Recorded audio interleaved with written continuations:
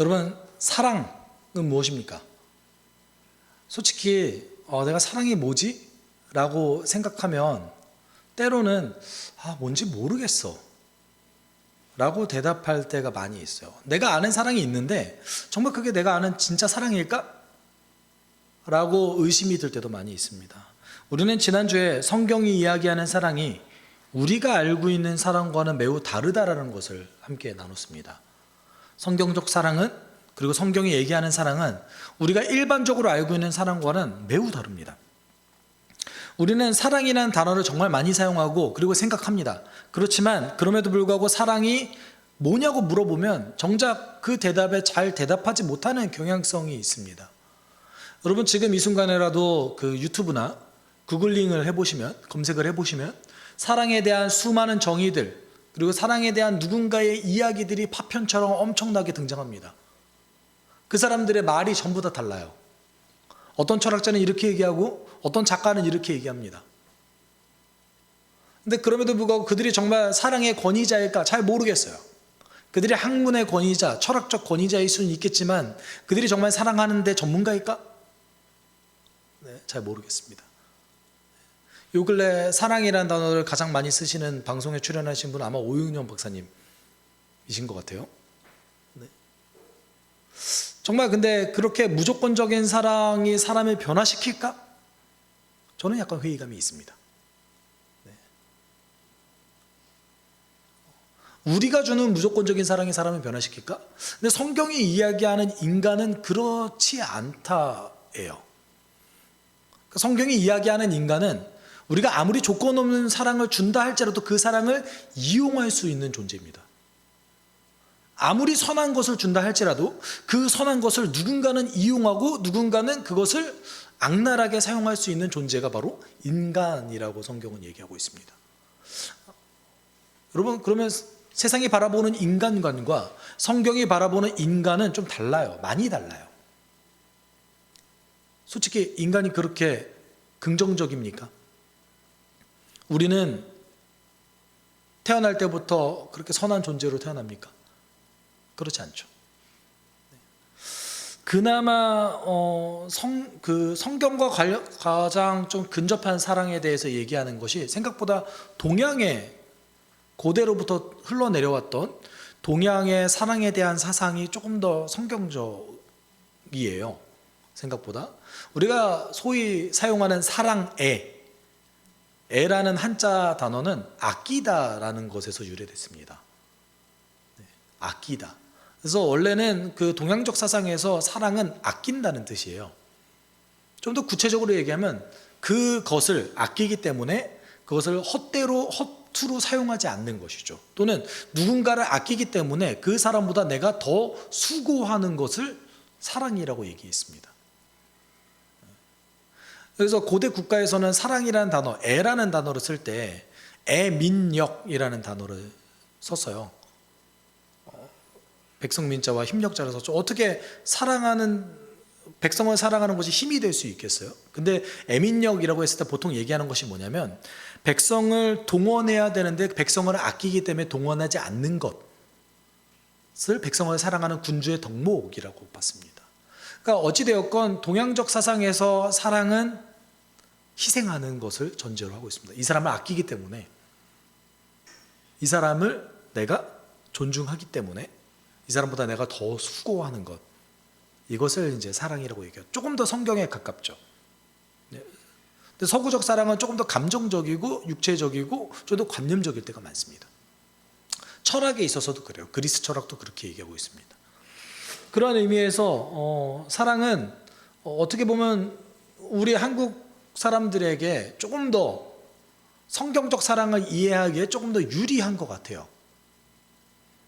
왜냐하면 우리는 사랑이라고 얘기하면 우리 대부분 그렇게 생각하지 않습니다. 적어도 희생을 좀 전제한다라는 것을 깔고 있어요. 한국 사람들은. 혹시 아니신 분 계십니까? 여기서 손들 수는 없겠죠. 네. 우리는 다 그렇게 생각하고 있는 것 같습니다. 그런데 정말 그것이 성경이 이야기하는 사랑일까요? 이제 시대가 좀 지나가면서 사랑은 철저하게 개인주의적으로 변했습니다. 그래서 사랑은 받는 것이라고 생각하고요. 내가 생각하는 그 사랑, 내가 생각하고 내가 추구하는 그 사랑을 주지 않는다면 사랑이라고 얘기하고 있지 않습니다. 사랑이라고 느끼지 않죠. 반드시 그렇게 해줘야 된다라고 우리는 여깁니다. 이제는 점점 더 그렇게 갈 겁니다. 그럼 성경이 얘기하는 사랑은 무엇일까? 다시 한번 살펴봤으면 좋겠고요. 오늘 8절부터 시작되는 바울은 사랑에 대한 위대한 선언을 하나를 하면서 그 선언으로부터 오늘 본문을 시작합니다. 그것이 어떤 뜻을 갖고 있고 그것이 우리에게 어떤 의미를 주는지를 한번 살펴보는 시간을 가졌으면 좋겠어요. 바울은 8절에서 제가 봤을 때는 고린도전서에서 가장 위대한 선언을 하나 하면서 시작합니다. 사랑은 없어지지 않습니다. 솔직히 여러분, 사랑이 변합니까? 변하지 않습니까? 여러분의 사랑은 변하세요? 변하지 않으세요? 옆에 가족이 있고 배우자가 있기 때문에 말씀하시는 게 좀 두려우신가요? 인간의 사랑이 변하지 않는 게 어디 있어요? 항상 동일하세요? 혹시 기계신가요? 그건 아니잖아요. 네. 근데 이게 그 번역이 저는 좀 아쉬워요. 세 가지 문법으로 봤을 때는 세 가지로 번역할 수 있는데, 사랑은 절대 실패하지 않습니다. 사랑은 절대 넘어지지 않습니다. 사랑은 절대 사라지지 않습니다로 번역할 수 있습니다. 세 가지 다 가능해요. 그리고 세 가지 다 수용할 수 있습니다. 절대가 꼭 붙어요. 사랑은 절대 실패하지 않습니다. 사랑은 절대 사라지지 않습니다. 사랑은 절대 넘어지지 않습니다. 정말 그런가요? 여러분의 사랑은 실패하지 않나요? 여러분의 사랑은 사라지지 않나요? 여러분의 사랑은 넘어지지 않습니까? 근데 도대체 바울은 왜 이 선언을 하면서 시작하고 있을까요? 성경이 얘기하는 사랑과 우리가 생각하는 사랑이 다르기 때문에 그렇습니다. 인간적 사랑은 반드시 실패합니다. 실패할 수밖에 없어요. 혹시라도 정말 초인적인 인내로 끝까지 사랑한다 할지라도 우리가 생각하는 그 감정적인, 그 정서적인 그 사랑은 반드시 변하게 되어져 있습니다. 언젠가는 그 사람을 사랑하지 않을 때가 있어요. 안 그럴 거라고 혹시 확신하십니까? 너무 쉽게 그렇다고 아멘으로 화답하지 마세요. 옆에 배우자분이 계시잖아요. 네. 아닌 척 하세요. 인간적 사랑은 우리가 티를 안 내서 그런 거지 의지가 필요하고 결단이 필요할 때가 많습니다. 그리고 그 사람을 위해서 끝없이 희생하는 것이 불가능합니다.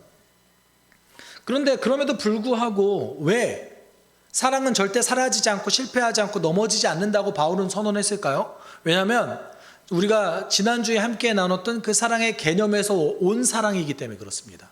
여러분, 사랑은 우리 지난주에 함께 나눴었죠? 사랑은 감정적인 것이 아닙니다. 성경이 이야기하는 사랑은 절대 감정적이지 않습니다. 왜냐하면 성경은 우리 인간 속에 있는 마음과 감정이 이 세상에서 가장 부패한 것이라고 얘기하고 있기 때문에 그렇습니다. 여러분, 우리 스스로를 조금 직면해 봅시다.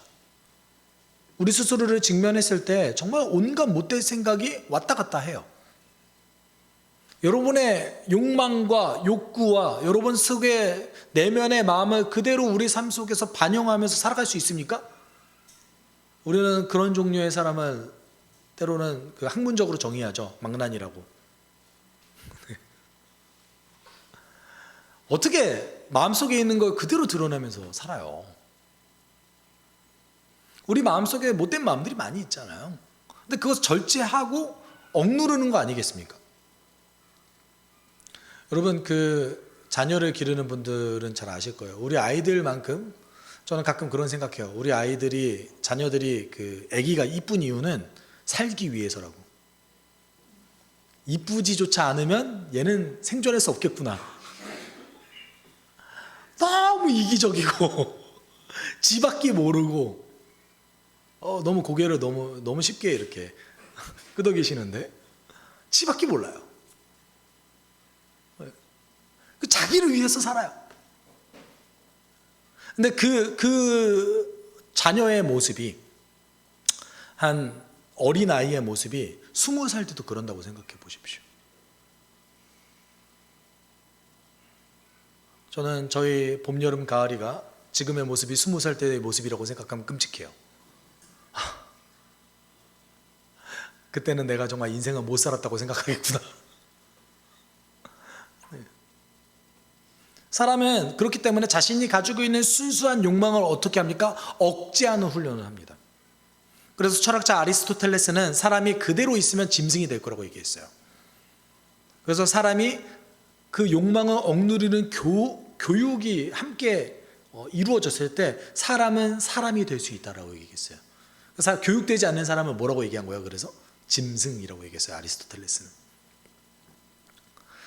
사랑이 실패하지 않는다라고 얘기하는 것은 우리가 지난주에 나눴듯이 성경에서 얘기하는 사랑은 어떤 사랑입니까? 하나님으로부터 사랑을 배워서 그 사랑을 내가 누리고 그 사랑을 실천하는 것을 사랑이라고 얘기합니다. 성경이 얘기하는 사랑은 하나님이 예수 그리스도를 통해서 보여주신 것에 관련이 있습니다. 전적인 희생, 조건 없는 사랑, 오래 참으심,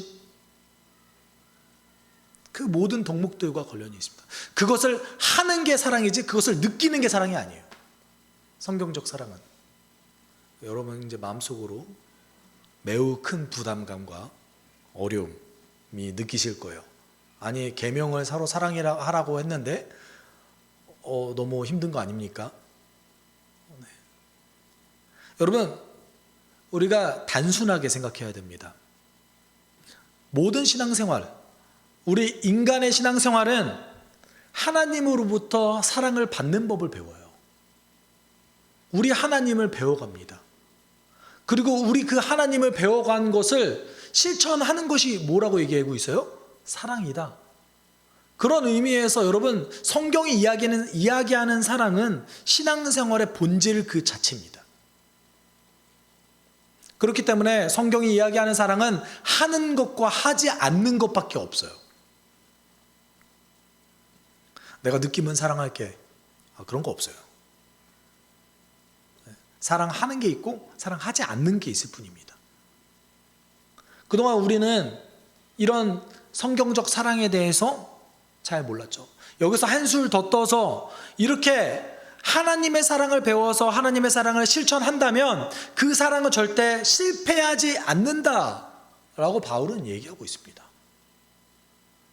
솔직히 누군가를 사랑했을 때 그 사랑하는 그 대상의 반응과 그 결과가 우리가 원하는 반응과 결과가 안 나올 때가 많잖아요. 그러면 사랑은 실패한 거 아닙니까?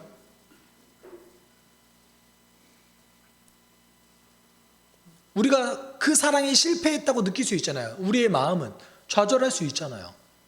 그럼에도 불구하고 왜 바울은 사랑은 절대로 실패하지 않는다라고 얘기했을까요? 여러분 예수께서 12사도를 다 사랑했습니다. 자신의 몸과 마음을 바쳐서 다 사랑했습니다. 그리고 유대인들도 다 사랑했습니다. 그런데 유대인들이 예수 그리스도를 거절했어요. 예수님의 사랑은 실패했습니까? 예수께서 12사도를 다 사랑했습니다. 그럼에도 불구하고 가룟 유다는 예수 그리스도를 팔아넘겼습니다. 예수님의 사랑은 실패했습니까? 예수님이 제자들을 3년 동안 동고동락했습니다. 그럼에도 불구하고 예수께서 십자가를 지시는 그 길을 따라 나서는, 진심으로 따라 나서는 제자들은 단 한 명도 없었습니다. 단 2명은 그냥 여건이 됐기 때문에 따라갔던 것뿐이에요. 그러면 예수님의 사랑은 실패한 겁니까? 우리의 사랑이 실패하지 않는다라는 이 바울의 선언은 우리의 사랑이 우리가 사랑하는 그 대상의 결과에 반응에 근거하지 않고 하나님이 우리에게 주신 그 사랑에 근거하기 때문에 사랑이 실패하지 않는다라고 얘기하는 겁니다. 우리가 사랑했을 때 낙심하고 또는 어려운 마음을 느낄 수 있습니다. 안 그런가요? 여러분 누군가를 섬길 때 때때로 낙심이 되잖아요. 여러분 자녀를 기르실 때 자녀 기르는 것만큼 어려운 게 어디 있어요?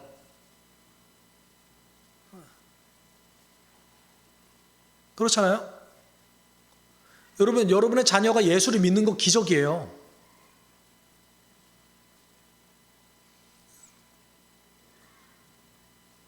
그렇게 어렵습니다. 누군가를 사랑한다는 것은 쉽지 않습니다. 그럼에도 불구하고 왜 오늘 본문에서 사랑은 실패하지 않는다, 절대 사라지지 않는다, 절대 넘어지지 않는다라고 얘기하고 있을까요? 왜냐하면 그리스도인은 그것을 통해서 하나님의 마음을 배우기 때문에 그렇습니다. 그 사람의 반응이 내가 원하는, 내가 기대하는 그 반응이 아니라 할지라도, 굉장히 부정적인 반응이라 할지라도, 내 사랑을 거절한다 할지라도 그것을 통해서 뭘 배울 수 있습니까? 하나님이 거절당하셨던 그 마음을 배울 수 있습니다. 여러분, 생각보다 우리 하나님께서는 엄청난 거절을 당하셨어요. 구약 성경부터 신약 성경의 끝까지 인간들은 하나님을 거절하는 역사를 철저하게 살아왔습니다. 하나님께 순종했던 것보다 하나님을 거절했던 것이 훨씬 많습니다. 우리는 우리의 사랑을 거절하는 사람을 통해서 뭘 배울 수 있습니까? 예수 그리스도의 마음을 배울 수 있습니다. 예수 그리스도를 배신했던 그 제자들을 봤던 예수 그리스도의 그 마음을 배울 수 있는 거예요. 그렇기 때문에 우리의 사랑은, 예수 그리스도께 근거한 그 사랑은 실패하지 않습니다. 넘어지지 않습니다. 사라지지 않습니다. 그래서 로마서 5장 20절 하반절에서 바울은 이렇게 얘기했습니다. 그러나 죄가 많은 곳에 은혜가 넘치게 되었습니다. 이것은 우리가 사랑을 하는 것에도 적용할 수 있습니다. 여러분, 자녀를 기르다 보면 자녀가 너무 사랑스러워서 하나님의 사랑을 배운다기보다 자녀의 모습을 보면서 나를 알아가요. 내가 진짜 죄인이구나를 알아갑니다. 그리고 하나님의 마음을 배우는 거죠. 누군가를 사랑했을 때, 특히 고린도전서 13장의 근거로 누군가를 하나님의 마음으로 사랑했을 때 우리는 그 사람의 반응과 상관없이 우리의 사랑은 점점 더 깊어져 갑니다. 우리는 하나님을 더 알아갑니다.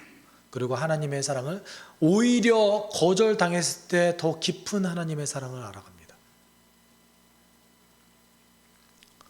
제가 방문했던 한 교회가 있었습니다. 미국 휴스턴에 있었던 휴스턴 서울교회를 방문할 기회가 있었고 그곳에서 예배를 드렸어요. 근데 그곳에서 예배드리는 대략 목자들이 예배를 드릴 때 그렇게 감격하고 눈물을 흘리고 막 그러는 거예요.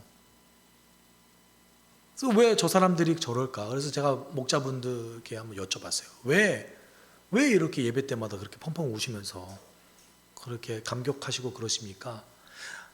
그렇게 얘기하시는 거예요. 내가 한 영혼을 전도하기 위해서 섬겨보니까 하나님이 날 위해서 섬기셨던 그 마음이 너무나 감격스럽습니다. 여러분, 하나님을 배워가는 가장 효과적이고 좋은 방법이 뭔지 아십니까? 사랑하는 겁니다. 여러분, 사랑하는 것에 부담을 많이 느끼셨죠? 사랑하는 것이 힘들다고 느끼셨죠? 맞습니다. 어렵습니다. 힘듭니다. 그렇지만 그것만큼 하나님을 잘 배우고 하나님을 잘 알아갈 수 있는 방법이 없습니다. 그렇기 때문에 성경은 그렇게 주구장창 너희가 서로 사랑하라 라고 얘기했던 겁니다. 그러면서 바울은 사랑과 또 다른 어떤 것을 비교하기 시작합니다. 8절에서 사랑은 없어지지 않습니다. 그러나 예언도 사라지고 방언도 사라지고 지식도 사라집니다.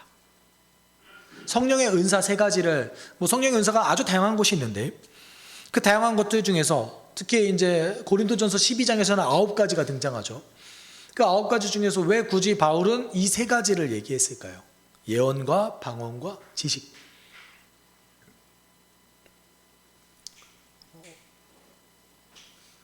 고린도 교회의 성도들은요, 두 가지를 굉장히 중요하게 생각했는데 하나가 지식이고 하나가 방언이었습니다. 왜 그들이 지식과 방언을 중요하게 생각했냐면, 첫째로 지식은 그리스 지역에서 지식은 거의 굉장히 신성한 위치를 차지했어요. 왜냐하면 그들은 이성을 굉장히 중요시 여기기 때문에 그 지역 자체가 어떤 지식을 알아가는 것을 굉장히 중요하게 여겼던 곳이었습니다. 그렇기 때문에 성령의 은사로서의 지식도 아주 최고의 은사로서 쳤던 것이죠. 그리고 방언은 어떻게 생각했냐면 방언은 하늘의 언어라고 생각했어요. 그래서 영원한 삶을 살아가시는 하나님의 나라의 언어라고 생각했습니다. 여러분 혹시 여러분들도 방언을 천상의 언어, 하늘의 언어라고 생각하시는 분이 혹시 계십니까? 고린도 교회 성도들이 그렇게 생각했습니다. 그리고 예언은 바울 스스로가 교회를 세우는 데 가장 중요하다고 여겼던 덕목이었어요. 바울은 성령의 은사 중에 예언이야말로 교회를 세우는 데 가장 결정적이고 중요한 은사다라고 여겼습니다. 이 세 가지를 거론한 이유가 무엇이겠어요? 바울 스스로가 가장 중요하게 여기고 그리고 고린도 교회 성도들이 중요하게 여겼던 두 가지 은사를 얘기한 겁니다. 근데 그게 뭐래요? 어떻게 된대요? 사라진대요. 바울은 성령의 은사를 유용하다고 얘기했어요. 좋은 거라고 얘기했어요. 그럼에도 불구하고 성령의 은사는 사라질 것이래요. 다른 얘기로 하면 그것이 본질이 아니다라는 거죠. 우리가 예언도 하고 지식도 얘기하고 방언으로 얘기했을 때 그 사람이 굉장히 신령해 보일 수 있고 신앙의 좋은 것처럼 보일 수 있지만 그게 본질이 아니다 라고 얘기하고 있는 것이죠. 고린도 교회 성도들은 방언을 하는 사람이야말로 정말 경건한 그리스도인의 표징이라고 생각했어요. 왜냐하면 그것이 천상의 언어였기 때문에 그런 거죠. 그런데 생각해 보십시오. 여러분 언젠간 사라질 거예요. 언젠간 사라져요. 근데 그 사라지는 것이 하늘의 언어가 될 수 있겠습니까? 성령께서 우리의 유익을 위해서 주신 선물은 맞지만 그것이 하늘의 언어는 아니에요. 그것을 조금 더 구체적으로 설명하기 위해서 9절 10절 이렇게 얘기하고 있어요. 우리 같이 읽어볼까요? 우리는 부분적으로 알고 부분적으로 예언합니다. 그러나 온전한 것이 올 때에는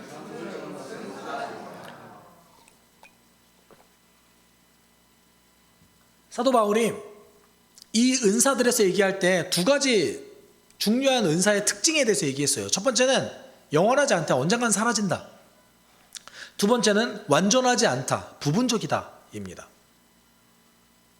사도 바울이 성령의 은사를 무시하지 않았습니다. 성령의 은사 굉장히 유익하다고 얘기했고 그리고 고린도 교회 성도들에게 본인이 은사를 누리는 것처럼 너희들도 그렇게 풍성한 은사를 많이 누리기를 원한다라고 얘기했습니다. 그럼에도 불구하고 성령의 은사는 영원하지 않고 성령의 은사는 부분적입니다. 완전하지 않습니다. 완전한 정거는 언제 온대요? 예수께서 이 땅에 다시 오셔서 하나님 나라를 완성했을 때 완전한 것이 온대요. 이것을 좀 더 구체적으로 설명하기 위해서 11절에 조금 우리가 이해하기 어려운 방식으로 얘기하는데 내가 어릴 때에는 말하는 것이 어린아이와 같고 깨닫는 것이 어린아이와 같고 생각하는 것이 어린아이와 같았습니다. 그러나 어른이 되어서는 어린아이의 말을 버렸습니다. 여러분 생각해 보십시오. 우리의 행동들이 시간이 지나면서 나중에는 처음에는 유익했지만 나중에는 그렇게 크게 의미가 없는 행동들이 있어요. 어릴 때에 우리 아이들이 횡단보도 건널 때에 어떻게 하죠? 손 들고 이렇게 건너잖아요. 아직도 손 들고 건너시는 분 계십니까? 혹시 계시면 제가 동영상 찍어서 포스팅하게요. 아직도 그러신 분 계세요 혹시? 근데 그때 그게 유익했잖아요. 어떤 교육을 하기에 유익했잖아요. 그러니까 사도 바울은 은사를 어린아이 수준이다라고 폄하하는 게 아니라 하나님 나라가 완성됐을 때에 우리가 경험하는 지식과 경험은 그 성령의 은사가 현재 우리가 부분적으로 누리는 거에 비하면 비교할 수 없을 정도의 격차가 있다라는 것을 보여주고 있는 거예요. 그래서 언젠가 하나님 나라가 완성되어졌을 때 당연히 부분적인 그 지식을 주고 부분적인 것만 알려주는 그 은사들은 사라지게 될 것이다 라고 얘기하는 거죠. 그러면 왜 사라지냐? 12절 이렇게 얘기해요. 우리 같이 읽어볼까요? 지금은 우리가 거울로 영상 보듯이 희미하게 보지만은 그때에는 얼굴과 얼굴을 마주하여 볼 것입니다. 지금은 내가 부분밖에 알지 못하지만은 그때에는 하나님께서 나를 아신 것과 같이 내가 온전히 알게 될 것입니다. 여러분, 사도 바울이 우리가 그렇게 고린도 교회 성도들이 그렇게 중요하게 여겼고 바울 스스로도 중요하게 여겼던 그 은사들이 결국은 부분적일 수밖에 없고 사라질 것들에 불과하다라고 얘기하는 이유는, 그것이 본질이 아니다라고 얘기하는 이유는 하느님 나라가 완성되어졌을 때 그것이 필요 없기 때문에 그렇습니다. 왜냐하면 그것이 어떤 의미래요? 거울을 통해서 간접적으로 보는 것과 마찬가지래요. 지금은 우리가 거울을 보면 거의 100% 우리의 모습을 반영하잖아요. 조명을 빼면. 그렇죠? 거울이 요새 너무 좋아서. 근데 여러분, 2000년 전에 거울이 지금처럼 이렇게 선명했을까요? 2000년 전 거울은 지금과 같지 않았습니다. 그렇기 때문에 거울에 비춰보는 자신의 모습이 희미했던 거죠. 그러니까 성령의 은사를 통해서 알고 있는 부분적인 지식은 하나님에 대해서 그리고 세상에 대해서 희미하게 보는 것과 같다라는 거예요. 근데 이것이 단지 성령의 은사에만 해당되는 것이 아니라 우리의 모든 지식은 부분적입니다. 본질을 꿰뚫을 수 있는 사람은 아무도 없어요. 완전한 지식을 소유할 수 있는 사람도 없습니다.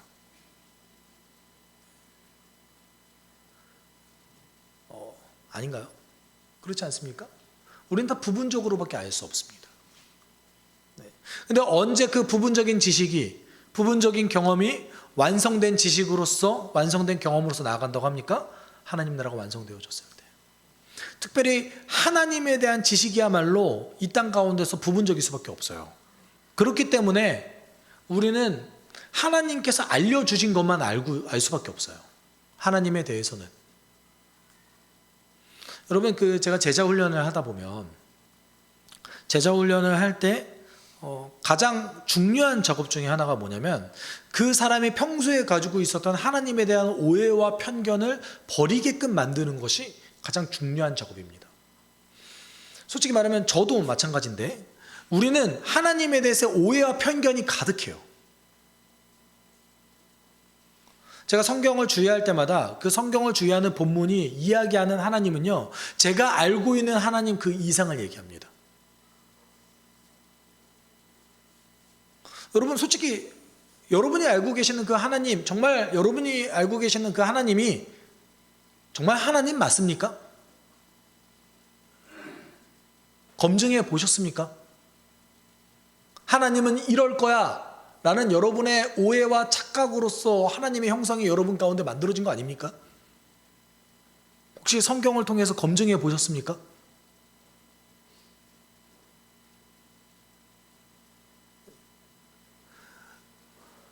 많은 사람들이 평생을 신앙생활합니다. 많은 사람들이 수십 년의 교회를 다닙니다. 그런데 자신이 가지고 있는 하나님에 대한 오해와 편견을 성경을 통해서 검증하려고 하지 않습니다.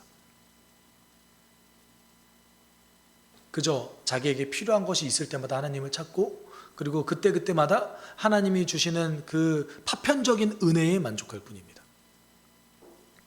저는 개인적으로는 만약에 기독교 역사를 우리가 구체적으로 좀 배운다면 이것이 얼마나 우리 신앙의 선배들에 대한 모독인가라는 생각을 하기도 합니다. 여러분, 성경 없으신 분 계세요? 다 있으시죠?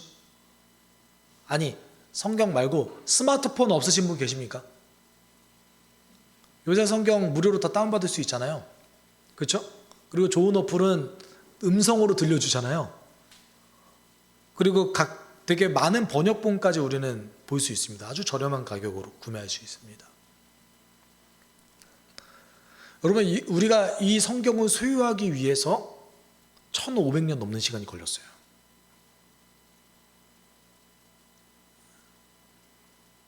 그리고 이 성경을 소유하기 위해서 역사적으로 최소 100만 명 이상이 순교를 당했습니다. 성경을 소유하기 위해서. 여러분, 그렇기 때문에 우리는 하나님의 사랑을 알기 위해서 하나님을 알아야 돼요. 그리고 하나님을 알기 위해서 우리가 가지고 있는 오해와 편견을, 하나님에 대한 오해와 편견을 하나님께서 그 알려주신 성경 지식을 통해서 계속해서 업데이트해야 됩니다. 그것이 신앙생활의 가장 중요한 요소 중에 하나인 거죠. 사도 바울은 끝으로 이런 선언을 합니다. 그러면 본질이 뭐냐? 우리 같이 읽어볼까요? 그러므로 믿음, 소망, 사랑 이 세 가지는 항상 있을 것인데 그 가운데 으뜸은 사랑입니다. 아멘이죠. 사도 바울이 믿음, 소망, 사랑이 항상 있을 거라고 얘기하고 있습니다. 믿음, 소망, 사랑 항상 있대요. 그럼 믿음이 뭐고 소망이 뭐고 사랑은 무엇입니까? 믿음은 하나님께서 우리에게 행하신 모든 일을 받아들이는 거예요. 예수 그리스도를 통해서 하나님께서 우리에게 행하신 것들을 그대로 받아들이는 것이 믿음입니다. 소망은 뭐냐면 바라는 거예요. 여러분 그러면 뭘 바라세요? 어떤 걸 바라십니까? 솔직히 저는 부자 되기도 바라고요. 운동 없이 제 살이 좀 빠졌으면 좋겠어요. 네. 되게 허황된 거죠. 그리고 로또 한 번 하면 바로 로또가 당첨됐으면 좋겠고요. 우리 하나님께서 그런 것만 다 주셨으면 좋겠어요. 근데 성경이 이야기하는 소망은 그게 아닙니다. 성경이 이야기하는 소망은 예수 그리스도와 언제나 관련이 되어져 있습니다. 데살로니가 전서 1장 3절에서 이렇게 얘기하고 있습니다. 또 우리는 하나님 우리 아버지 앞에서 여러분의 믿음의 행위와 사랑의 수고와 우리 주 예수 그리스도께 둔 소망을 굳게 지키는 인내를 언제나 기억하고 있습니다. 데살로니가 전서에 보면 데살로니가 교회 성도님들은 매우 어려운 환경 속에서 있었던 것 같습니다. 엄청난 궁핍과 어려움이 그 지역을 덮쳤던 것 같습니다. 근데 그렇게 큰 어려움을 겪었을 때에 그들이 믿고 의지했던 것, 소망을 두었던 것이 무엇이었냐면 그리스도였습니다. 두 가지를 소망을 뒀던 거죠. 예수께서 그 죽으신 모습을 통해서 예수께서도 함께 고통받으셨구나. 나라의 어려움이 예수님과 함께 동행하는 어려움이겠구나 라고 소망을 품었습니다. 또 한 가지 소망은 하나님께서 그리스도를 통해서 이 땅을 회복시키실 것이라는 소망을 품었습니다. 그것을 초대교회 성도들은 마라나타라는 표현을 써서 예수님 다시 오십시오. 하나님의 회복을 꿈꿨습니다. 그것을 소망이라고 얘기해요. 그럼에도 불구하고 믿음, 소망, 사랑 중에 왜 사랑이 가장 으뜸이라고 얘기합니까? 그 믿음과 그 소망은 하나님께서 예수 그리스도를 통해서 보여주신 그 사랑에 근거하기 때문에 그렇습니다. 여러분, 예수께서 우리의 모든 죄의 대가와 결과를 위해서 십자가에 죽으셨습니다. 아니, 우리의 죄의 대가를 떠나서 이 세상의 모든 깨어짐을 위해서 십자가에 죽으셨습니다. 그런데 그것이 예수 그리스도께 어떤 유익이 있습니까? 우리 살려주시면 예수님이 대가라도 받습니까? 우리를 살려주시면 하나님이 어떤 큰 일을 받습니까? 아니, 우리는 예수님께 그리고 하나님께 해드릴 수 있는 거는 있긴 한 겁니까?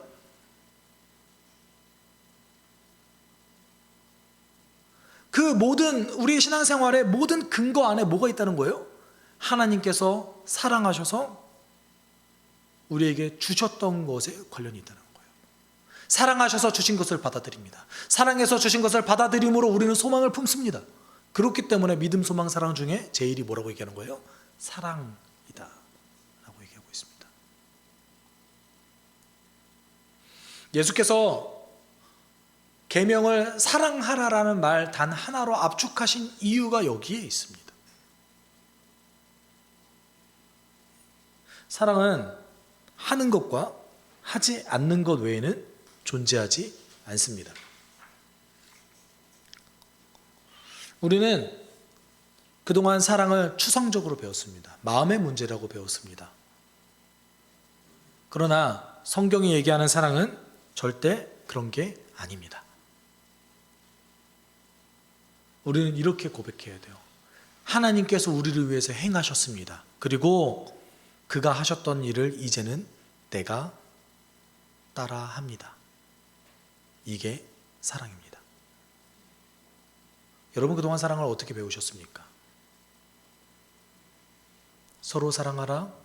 너희가 서로 사랑하면 세상이 사람들이 너희가 내 제자일 줄 알리라 라고 하셨던 예수 그리스도의 명령은 구체적으로는 우리가 하나님의 사랑을 배워서 그 사랑을 나의 사람에게 그대로 실천하는 것을 얘기하고 있습니다.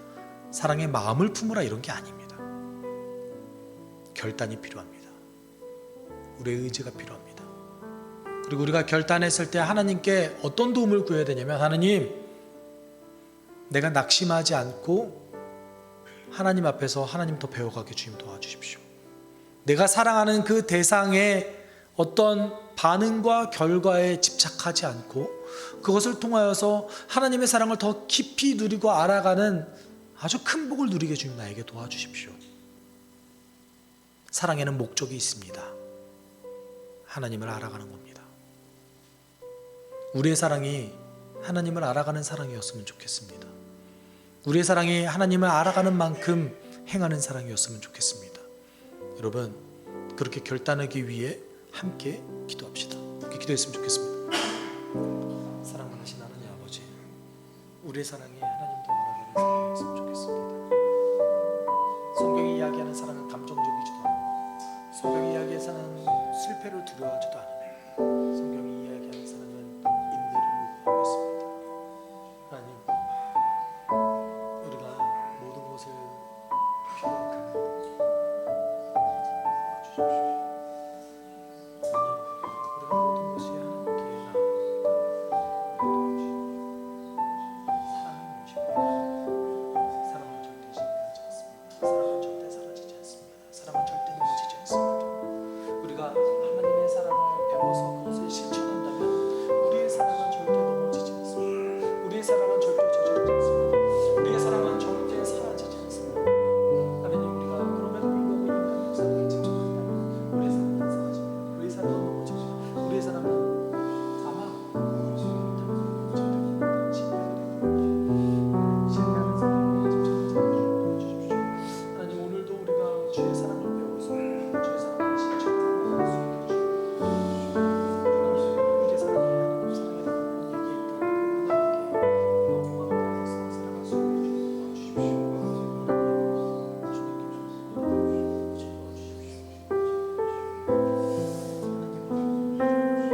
도와주십시오.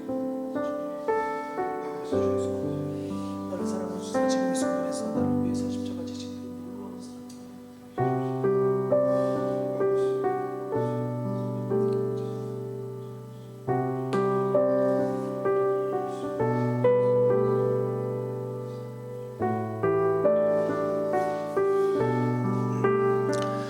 사랑이 많으신 하나님 아버지, 그동안 우리가 사랑하라 하셨던 예수 그리스도의 명령을 지키지 않고 하나님의 사랑을 알고 있음에도 불구하고 우리가 사랑이 무엇인지 몰라 실천하지 않았던 우리를 용서하여 주시옵소서. 주님, 이제 우리가 주님의 명령 따라 우리의 이웃을, 그리고 특별히는 공동체의 형제 자매를 사랑함으로 하나님의 사랑을 더 배울 수 있게 도와주십시오. 사랑은 절대 실패하지 않습니다. 사랑은 절대 넘어지지 않습니다. 사랑은 절대 사라지지 않습니다. 우리가 십자가 사랑에 근거한다면 우리의 사랑은 실패하고 넘어지고 깨지지 않을 겁니다. 하나님, 우리에게 힘과 용기를 주시고 낭망하지 않게 도와주시고, 하나님, 주님께서 우리에게 열매를 거두시는 그 때를 기다리며 사랑할 수 있게 우리 인도하여 주옵소서. 감사를 드리며 거룩하신 예수 그리스도의 이름으로 기도드립니다. 아멘. 주 예수 그리스도의 은혜와 하나님의 사랑과 성령의 교통하심이 그리스도의 명령 따라 서로 사랑하기를 소망하는 숲속교회 성도들 위해 함께 있을지어다. 아멘.